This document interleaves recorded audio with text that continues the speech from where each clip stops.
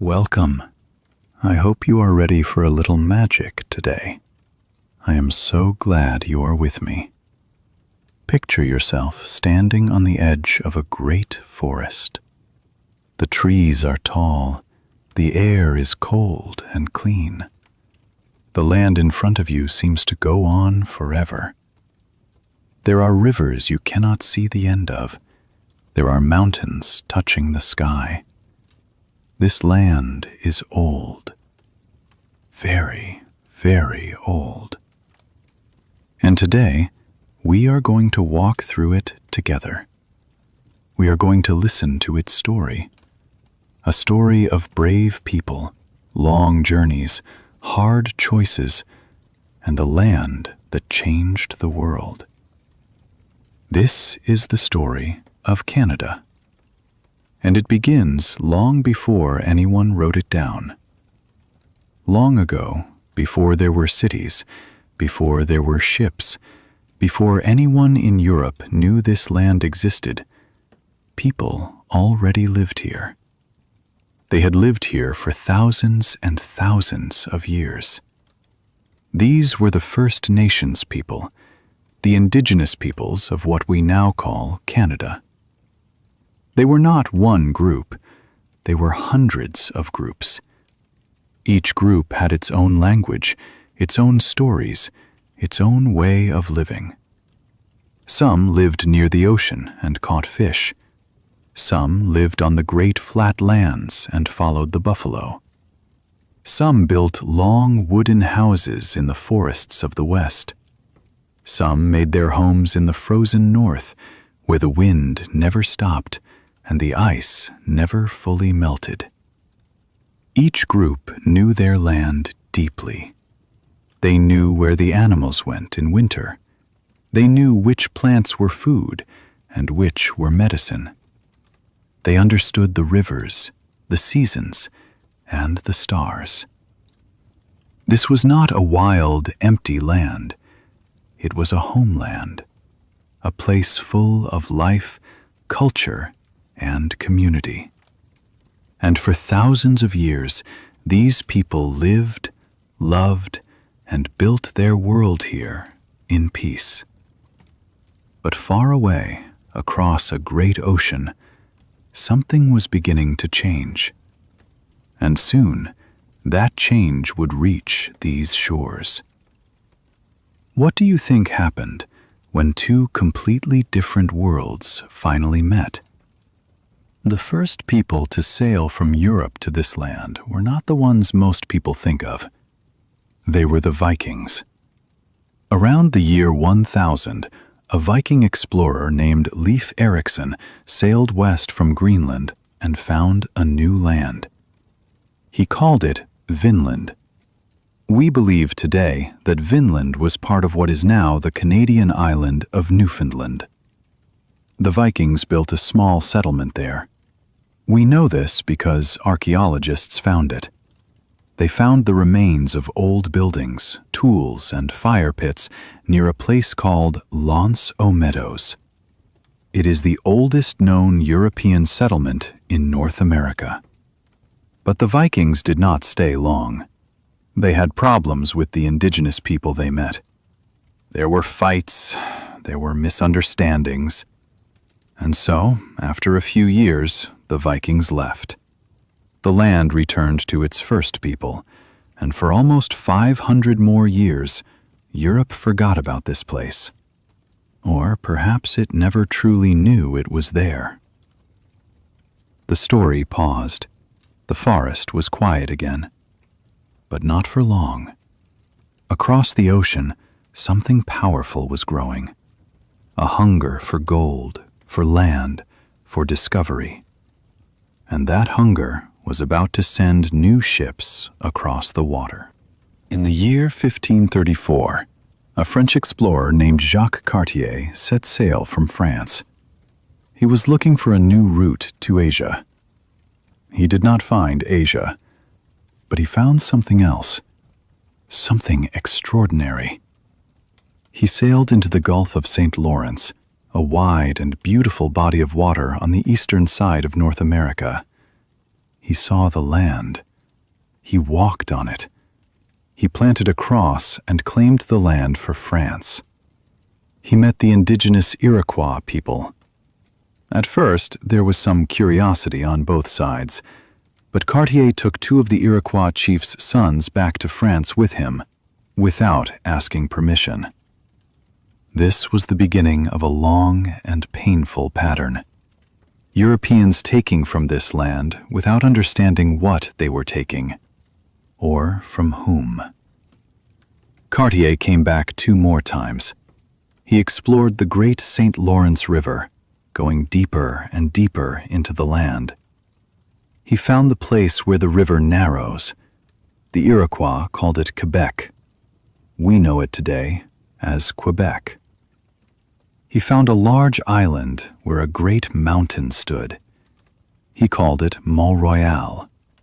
We know it today as Montreal. Cartier dreamed of gold and riches, but he did not find them here. He returned to France with stones he thought were diamonds and gold. They were not. They were just rocks. The French laughed at him. But the land he described, the rivers, the forests, the animals, that was real. And France was listening. Many years passed. Then, in 1608, a determined French explorer named Samuel de Champlain arrived in Canada. He was different from Cartier. He did not only want to look, he wanted to stay. He built a small settlement at the place called Quebec.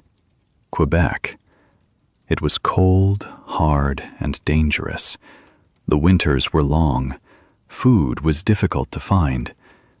Many of the first settlers became sick and died, but Champlain did not give up. He learned from the indigenous people around him. He made alliances, friendships, and agreements with groups like the Huron and the Algonquin. He learned to travel by canoe. He explored lakes and rivers that no European had ever seen.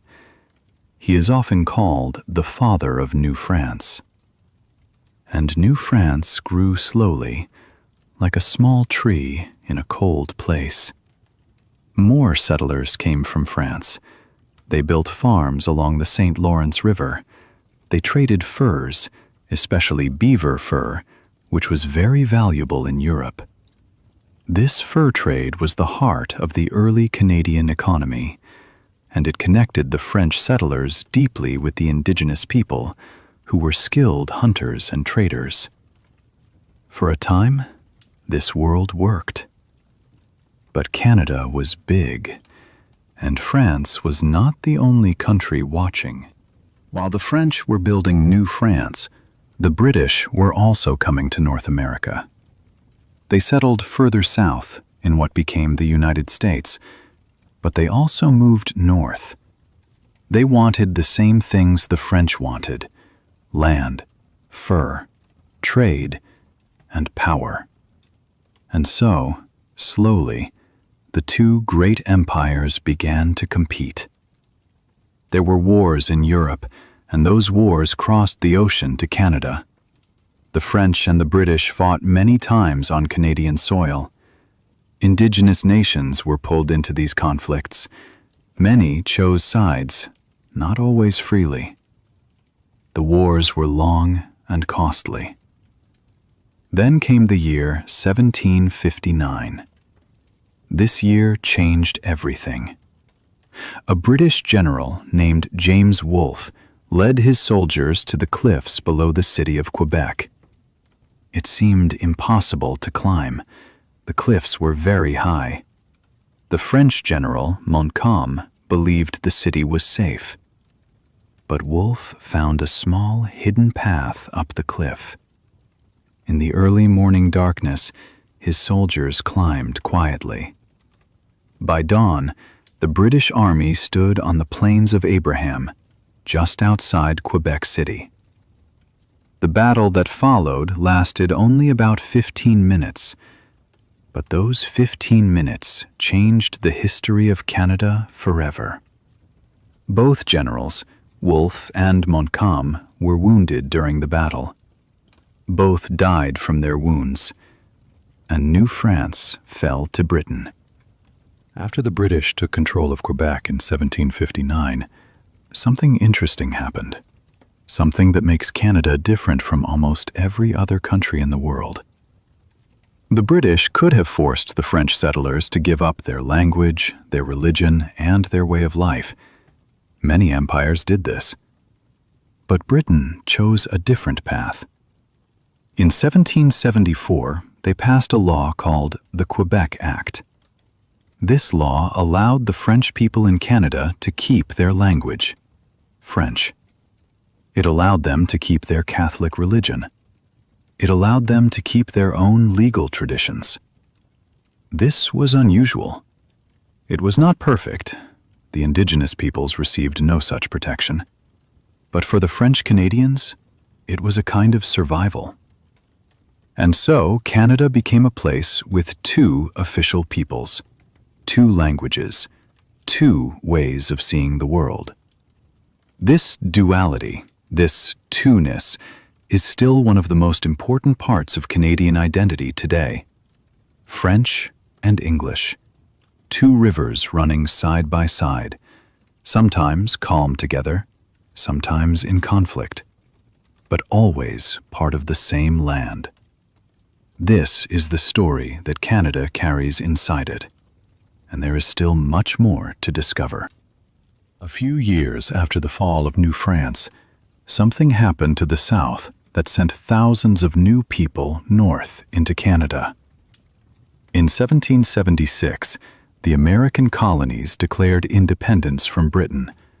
A great revolution began. But not everyone in America wanted independence. There were people, called Loyalists, who remained loyal to the British king. When the Americans won their revolution, these Loyalists were no longer welcome in the new United States. Many of them lost their homes, their businesses, and their communities. And so, they moved north. Tens of thousands of Loyalists came to Canada, to Nova Scotia, to New Brunswick, and to what is now Ontario. They built new towns. They cleared new land. They brought with them a strong sense of British identity and tradition. Canada was growing in a new direction. It was becoming more English in some parts and remaining deeply French in others. The land was being shaped by people from many places. But the first peoples of this land, the indigenous nations, were being pushed further and further aside. Their lands were taken. Their children were sometimes taken too, forced into schools far from their families, forbidden from speaking their own languages. This is one of the darkest parts of Canada's story, and it is important to listen to it, to understand it, and not to forget it. By the middle of the 1800s, the separate British colonies in North America, Canada East, Canada West, Nova Scotia, New Brunswick, began to talk to each other. There were problems. The United States was growing powerful. There were fears of American expansion northward. The colonies needed to be stronger together. And so, political leaders began to dream of something new, a united Canada. There were long meetings and difficult conversations. There were disagreements. But slowly, an agreement was reached. On July 1st, 1867, the Dominion of Canada was born. This was Confederation. It was not full independence from Britain. Canada still had strong ties to the British Crown. But it was a new kind of nation. It had its own government, its own parliament, its own laws. The first Prime Minister of Canada was a Scottish-born politician named John A. Macdonald. He was complicated, brilliant in some ways, deeply flawed in others. He helped build the nation, but he also caused great harm to Indigenous and Chinese people through his policies. Canada's history is not simple. It is full of beauty and full of pain. And understanding both is part of learning its true story. After Confederation, Canada needed something to hold it together. The country was enormous, stretching from the Atlantic Ocean in the east toward the vast, unmapped west. British Columbia, far away on the Pacific coast, agreed to join Canada, but only if a railway was built to connect it to the east. And so began one of the greatest construction projects in Canadian history, the Canadian Pacific Railway. Thousands of workers came from China to build this railway. They worked in dangerous conditions. They blasted through mountains, crossed deep valleys, and laid tracks across thousands of kilometers of wilderness. They were paid much less than white workers. Many died. Canada's history of the railway cannot be told honestly without telling their story too. The railway was completed in 1885. A small golden spike was hammered into the ground in a place called Craigellachie in British Columbia. Canada was now connected from one side to the other.